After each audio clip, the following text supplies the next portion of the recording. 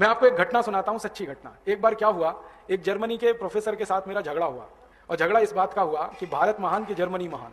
झगड़ा इस बात का था, वो कहता था जर्मनी महान, मैं कहता था भारत महान। अब दोनों ने झगड़ा सुलझाने के लिए एक रास्ता निकाला। रास्ता ये निकाला, उसने कहा कि मैं तुमसे भारत के बारे में सवाल पूछूंगा, तुम मुझसे जर्मनी के बारे में पूछो, जिसके सवालों के जवाब में सबसे ज्यादा हाँ यस आएगा उसका देश महान।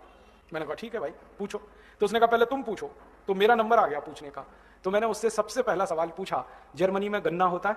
तो उसने कहा नहीं, गन्ना होता ही नहीं। फिर मैंने कहा जर्मनी में केला होता है? उसने कहा नहीं। फिर मैंने कहा जर्मनी में आम होता है? उसने कहा नहीं। फिर मैंने कहा जर्मनी में लीची होती है? उसने कहा नहीं। मैंने कहा जर्मनी में सेब होता है? उसने कहा नहीं। मैंने कहा जर्मनी में संतरा होता है? उसने कहा नहीं। अब थोड़ी देर में बौखला गया, क्योंकि हर सवाल का जवाब नहीं नहीं नहीं नहीं, तो हारने वाला है वो। तो कहने लगा मिस्टर राजीव दीक्षित, मेरे जर्मनी में कोई मीठी चीज पैदा नहीं होती, अब आगे पूछो।